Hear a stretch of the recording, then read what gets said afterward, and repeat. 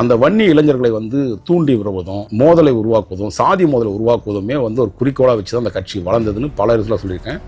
இன்றைக்கு வரையும் அது மட்டுமல்ல, இந்த வாராகி உருவனுக்கு வரையும் அதை நிச்சயம் நடத்த விட மாட்டேன். நீங்க அமைதியான வழியில போராடுங்க, சட்ட ரீதியாக போராடி வாங்குங்க. அதை விட்டுட்டு நீங்க தமிழ்நாடை ஸ்தம்பிக்கும்னா அவ்வளவு மோசமான செயல்பாடுகளை, ஒரு வன்மத்தை உருவாக்குறீங்க, சாதிய வன்மத்தை உருவாக்குறீங்க. நீங்க யாரை தூண்டி விட பாக்குறீங்க? இந்த தூண்டுதல் வேலைகள்லாம் நான் இருக்கிறவரை நடக்கவே நடக்காது. ராமதாஸ் ஐயா அவர்களுக்கு இது நான் எச்சரிக்கையா சொல்றேன். தமிழ்நாடு ஒரு அமைதி பூங்கா. இந்த அமைதி பூங்காவை கெடுப்பதற்காக இந்த போன்ற சமூக விரோதிகளை அதுக்குள்ள கூப்பிட்டு கடைசி முறை நீங்க பண்ணீங்க பாருங்க, மிகப்பெரிய தவறு.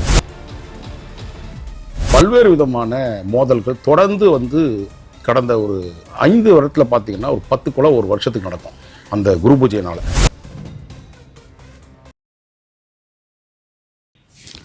வணக்கம், நான் உங்க வாராகி பேசுறேன். இன்னைக்கு நம்ம ஒரு விஷயம், தமிழ்நாட்டை ஸ்தம்பிக்கிற அளவுக்கு ஒரு விஷயத்த ஒரு தலைவர் சொல்லியிருக்காரு. எனக்கு தலைவர்னு சொல்கிறத விட தலைவரின் போர்வையில் தமிழ்நாட்டில் கலவரத்தை உருவாக்குறதுக்காக முயற்சி எடுக்கிறாருன்றது மட்டும் எனக்கு தெளிவாக தெரியுது.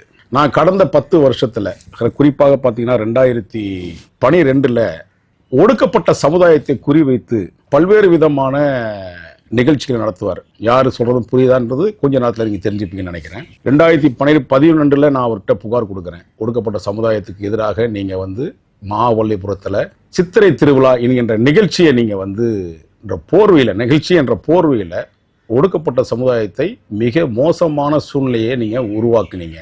அடுத்து 2012 நான் புகார் கொடுத்து 2013 நீங்கள் என்ன பண்ணுறீங்கன்னா மீண்டும் அந்த சித்திரை திருவிழா நிகழ்ச்சி நடத்த வரும்போது நடத்தக்கூடாதுன்னு நீதிமன்றத்தின் வாயிலாக நான் கோரிக்கை வச்சேன். அதன் அடிப்படையில் 19 கண்டிஷன்ஸ் உங்களுக்கு நீதிமன்றம் உத்தரவிட்டு காஞ்சிபுரம் மாவட்ட காவல்துறை கண்காணிப்பாளர் ஒரு மூலமாக 19 கண்டிஷன்ஸை போட்டு நீங்கள் மாநாடு நடத்தலாம் அப்படின்னு அந்த உத்தரவாதம் கொடுக்கணும்னு சொல்லி அந்த உத்தரவாதத்தை வாங்கிக்கிட்டு நான் நடத்தக்கூடாதுன்னு உச்சநீதிமன்றம் போராட வந்தேன். ஆனால் அதில் கலவரம் நடக்கும், பல உயிர்கள் சேதமடையும் அப்படின்னு சொன்னேன். அன்னைக்கு மரக்காணம் கலவரம் ஏற்பட்டு 4 உயிர்கள் அன்னைக்கு சிதறி போச்சு. நான் எப்பவுமே சாதியின் பேராலோ மதத்தின் பேராலோ ஒரு உயிர் கூட போகக்கூடாது, அந்த ஒரு கொள்கை குறிப்போடு இருக்கேன். நான் என் உயிரை விட்டாலும் பரவாயில்ல, இந்த சாதி மத ரீதியாக எந்த ஒரு கொலையும் நடக்கக்கூடாதுன்னு நான் ஏற்கனவே சித்திரை திருவிழா நிகழ்ச்சி மாதிரியே தலைவர்களுக்கு ஜெயந்தி நடத்துறோம் அப்படின்னு தென் மாவட்டங்களில் ஒரு பெரிய இஷ்யூ வந்துச்சு. குரு பூஜை அப்படின்ற போர்வையில் பண்ணுவாங்க. நான் அதை குறிப்பாக 2 சமூகத்துக்கு நடுவில் பல்வேறு விதமான மோதல்கள் தொடர்ந்து கடந்த ஒரு 5 வருடத்துல பார்த்தீங்கன்னா ஒரு 10 கொலை ஒரு வருஷத்துக்கு நடக்கும் அந்த குரு பூஜையினால. அந்த குரு பூஜை என்பது யாருக்கும் உங்களுக்கு தெரியும். அது ஐயா முத்துராமலிங்க தேவர் பேர்வையில் சில இயக்கங்கள் நடத்தும். இன்னொன்று ஐயா இமானுவேலுடைய குரு பூஜை என்ற போர்வையில் சில இயக்கங்கள் நடத்தி அது சாதிய மோதலாகவே மாறிட்டு இருந்து தமிழ்நாட்டில்.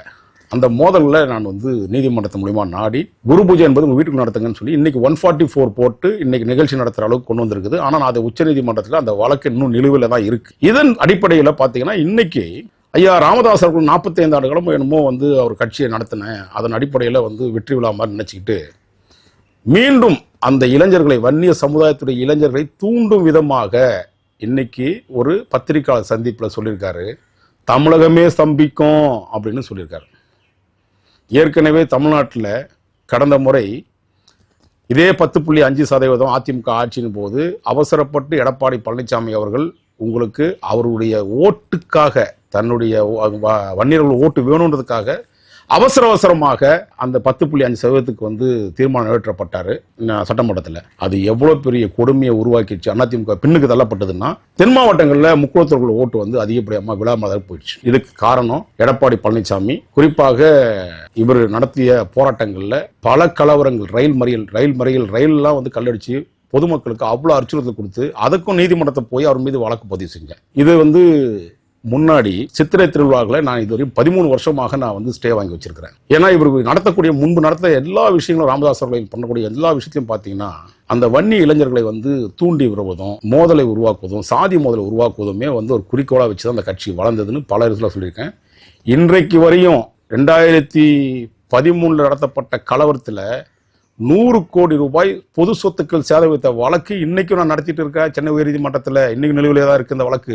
இன்னும் 100 கோடி ரூபாய் நீங்க வந்து இன்னும் அரசாங்கத்துக்கு செலுத்தணும். அந்த மாதிரி பல்வேறு விஷயங்கள்ல சாதி ரீதியாகவும் மத ரீதியாகவும் எந்த விதமான போராட்டங்கள் நடக்கக்கூடாது. போராட்டம் நடத்தலாம், அமைதி வழியில போராட்டம் நடத்தலாம். ஆனா நீங்க வந்து இளைஞர்களை தூண்டி விட்டு கலவரத்தை உருவாக்கி அதுல வந்து நீங்க அரசியல்ல வந்து நீங்க சாதிச்ச மாதிரி ஒரு உங்களை வந்து பலனடைப்பதற்காக நீங்க அதிக பணம் வந்து ஒவ்வொரு கட்சிக்கிட்டையும் பேரம் பேசி, ஏன்னா நீங்க எல்லாம் டோட்டலாவே நீங்க காலி ஆயிட்டீங்க. இந்த கம்பெனியே வந்து எல்லாம் படித்த இளைஞர்கள், இந்த வன்னியர் சமுதாயத்தில் படித்த இளைஞர்கள் முக்கியமா பெரிய இடத்துக்கு வந்துட்டாங்க. பல இடங்கள்ல வந்திருக்காங்க. இன்னும் விவசாய மக்கள் வந்துதான் இருக்காங்க. ஆனா அந்த மனநிலையை அந்த அவருடைய பலவீனத்தை பயன்படுத்தி இன்னைக்கும் ராமதாஸ் வந்து இந்த வேலையை பண்றாருன்னு போது, ஐயா ராமதாஸ் அவர்களுக்கு நான் இதை வந்து இதன் மூலமா தெரிவிச்சுக்கிறது என்னன்னா, தமிழ்நாட்டில் இன்னொரு ஸ்தம்பிக்கும் அப்படின்னு சொல்றீங்களே, ஸ்தம்பிக்க இந்த வாராகி விடுவனா? எந்த காலத்திலையும் விட மாட்டேன். நீங்கள் எத்தனை போராட்டங்கள் நடத்தினாலும் வன்முறையில் வந்து ஒடுக்கக்கூடிய காலகட்டத்தில் நான் இருக்கிறேன். நீதிமன்றம் எனக்கு நான் தெய்வமாக மதிக்கக்கூடிய நீதிபதிகள் இருக்க வரையும், நீதிமன்றங்கள் இருக்க வரையும், நீங்கள் ஒரு காலகட்டத்திலே இந்த மாதிரி வந்து இளைஞர்களை தூண்டி விட்டீங்கன்னா நான் அதற்கான சட்ட போராட்டத்தை நடத்துவதற்கு நான் தயாராக இருக்கிறேன். நீங்கள் முக்கியமாக மக்கள்கிட்ட நீங்கள் ரொம்ப தவறான உதாரணத்தை காட்டுறீங்க. நான் மாண்புமிகு தமிழக முதலமைச்சர் அவர்களுக்கு சொல்லிக்கிறேன். நான் கடந்த காலகட்டத்திலையும் நான் வந்து இது போன்ற போராட்டங்களுக்கு நான் தடுப்பாணை வாங்கி வச்சுருக்கேன். இது போன்ற சம்பவங்களை தமிழக முதலமைச்சர் இன்னொரு அவப்பெயரை உருவாக்கியாத அளவுக்கு நீங்கள் முன்கூட்டியாகவே இந்த வேலைகளை பாருங்கள். நான் சட்ட ரீதியாக அந்த போராட்டத்தை செய்வேன். இதில் நான் அரசியல் சாயமோ எதற்குமே நமக்கு கிடையாது. ஏன்னா நான் ஒரு பத்திரிகையாளர்னா சமூகத்தில் நடக்கக்கூடிய அக்கிரமங்களை அநியாயங்களை எதிர்த்து தான் நீதிமன்றத்தின் மூலமாக தான் நான் பல தீர்வுகளை கண்டிருக்கேன். அந்த தீர்வு அடிப்படையில் ராமதாஸ் ஐயா அவர்கள் இன்னைக்கு பண்ற ஒவ்வொரு வார்த்தைகளும் வந்து உன்னிச்சு பார்த்தீங்கன்னா அந்த வன்னிய சமுதாயத்தில் மக்களை தூண்டும் விதமாக பேசுறாரு. இது கண்டிக்கத்தக்க விஷயம். அது மட்டுமல்ல, இந்த வாராகி உருவனுக்கு வரையும் அதை நிச்சயம் நடத்த விட மாட்டேன். அப்படி ஒரு போராட்டத்தை நடத்துங்க, அமைதியான வழியில் நடத்துங்க. ஏன் உங்களுக்கு அமைதியே தெரியாதா? கலவரத்திலேயே வளர்ந்த கட்சியினால நீங்க வந்து ஒவ்வொரு வாட்டியும் கலவரம் பண்ணி இந்த நாட்டு மக்கள்கிட்ட அவ்வளவு மோசமான செயல்பாடுகளை, ஒரு வன்மத்தை உருவாக்குறீங்க, சாதிய வன்மத்தை உருவாக்குறீங்க. ஒடுக்கப்பட்ட சமுதாயம் உங்களுக்கு ஒரு உறுத்தல் இருந்துட்டே இருக்குது. அதையெல்லாம் தாண்டி பாத்தீங்கன்னா இந்த வன்னிய சமுதாய மக்கள்கிட்ட நீங்க ஒரு பிரிவினையை உருவாக்குறீங்க. ஏங்க அந்த இயக்கத்துல நீங்க சரியா செயல்படலாங்க. நீங்க ஒன்னும் சொல்லுங்க, உங்களை விட அதிகமாக போராடியவர் நான் காடு வெட்டி குருவர். என்னை வந்து கொலை செய்வதற்கெல்லாம் முயற்சி செஞ்சார். என் அலுவலகத்தை தாக்கப்பட்டுச்சு. பல்வேறு விதமான விஷயங்களை எதிர்த்து நின்று போராடி சட்ட போராட்டத்தின் மூலமாக நான் வந்து இன்னைக்கு நடத்திட்டு இருக்கேன். இன்னைக்கு வரையும் நான் வந்து என் உயிரை அடிப்பணிஞ்சு வேலை செஞ்சுட்டு இருக்கேன். ஆனா ராமதாஸ் அன்னைக்கு வந்து அவருடைய மக்கள் வளர்ச்சிக்காக நீங்க பாடுபடுங்க, நீங்க அமைதியான வழியில போராடுங்க, சட்ட ரீதியாக போராடி வாங்குங்க. அதை விட்டுட்டு நீங்க தமிழ்நாடு ஸ்தம்பிக்கும்னா தமிழ்நாடு ஸ்தம்பிக்கிற அளவுக்கு உங்ககிட்ட இப்போ கூட்டம் இருக்கா? நீங்க யாரை தூண்டி விட பாக்குறீங்க? இந்த தூண்டுதல் வேலைகள்லாம் நான் இருக்கிறவரை நடக்கவே நடக்காது. ராமதாஸ் ஐயா அவர்களுக்கு இது நான் ஒரு எச்சரிக்கையா சொல்றேன்.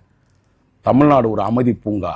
இந்த அமைதி பூங்காவை கெடுப்பதற்காக இந்த போன்ற சமூக விரோதிகளை அதுக்குள்ள கூப்பிட்டு கடைசி முறை நீங்க பண்ணீங்க பாருங்க, மிகப்பெரிய தவறு. ரயில் மறியல்ன்ற போர்வையில் அந்த ரயிலுக்குள்ள இருக்கக்கூடிய பயணிகளை வந்து கல்லால் அடிச்சிங்க, ரயில் அடிச்சு உடைச்சிங்க, பல கலவரங்களை உருவாக்குனீங்க. இதுவரையும் இன்னைக்கு வரையும் நீதிமன்றத்தில் உங்களை நான் எதிர்த்து நிறைய வழக்குகளை தொடுத்திருக்கிறேன்.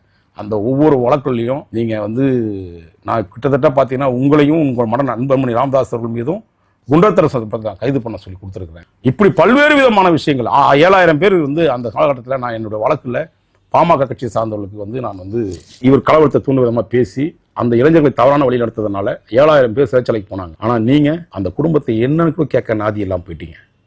நீங்க வன்னிய சமுதாயத்தினுடைய தலைவன் அல்ல.